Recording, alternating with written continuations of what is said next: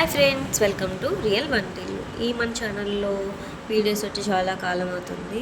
So ఎవరు నన్ను తిట్టుకోవద్దు. ఏంటి అంటే కొంచెం బిజీగా ఉండడం వల్ల వీడియోస్ రాలేకపోతున్నాయి. ఏంటి అంటే ఇవాళ మనం మంచిగా కాఫీ ఎట్లా పెట్టుకోవాలి ఇవాళ చూద్దామండి. అందరూ చాలామంది కాఫీ పెట్టుకుంటారు కానీ సరైన పద్ధతులు పెట్టుకోరు. ఏంటి అంటే పాలల్లోనే వాళ్ళు కాఫీ పౌడర్ వేసి చేస్తూ ఉంటారు. సో అలా కాదండి, ఒకసారి ఇలా చూడండి. చూస్తున్నారు కదా, ముందైతే ప్యాన్ పెట్టుకొని పాలను తీసుకోండి. సేమ్ అలాగే 70 ml పాలను తీసుకొని, నేనైతే చాలా చక్కగా పెట్టుకుంటానండి. అట్లా వాటర్ పోసుకొని అవి కొంచెం మరిగినాక నేనైతే ఇది సన్ రైస్ తీసుకుంటున్నానండి. బ్రూ తీసుకుంటే ఇంకా బాగుంటుంది టేస్ట్. సన్ రైస్ కూడా ఓకే. అయితే ఫ్రెండ్స్, ప్రతి కాఫీ పౌడర్ కూడా బ్రూకి అయితే 70% కాఫీ పౌడర్, 30% చక్కెర కలుపుతారండి. సో ఇదైతే 60% 40% అట్లా ఉంది.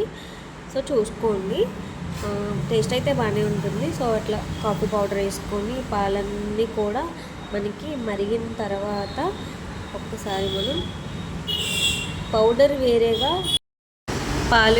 పాలు మరిగిన తర్వాత మాత్రమే మనం కాఫీ పౌడర్ అనేది యాడ్ చేసుకోవాలండి. అప్పుడైతే ఇది ఇన్స్టెంట్ పౌడర్ కాబట్టి మనం అప్పటికప్పుడే యాడ్ చేసుకోవాలి.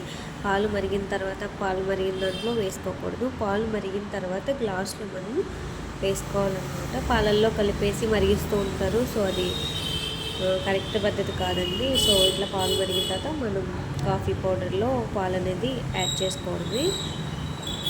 చూస్తున్నారు కదా, ఈ విధంగా మనం యాడ్ చేసుకోండి. అంతే అండి, ఎంతో టేస్టీ అయినా కాఫీ అనేది మనకి రెడీ అయిపోతుంది.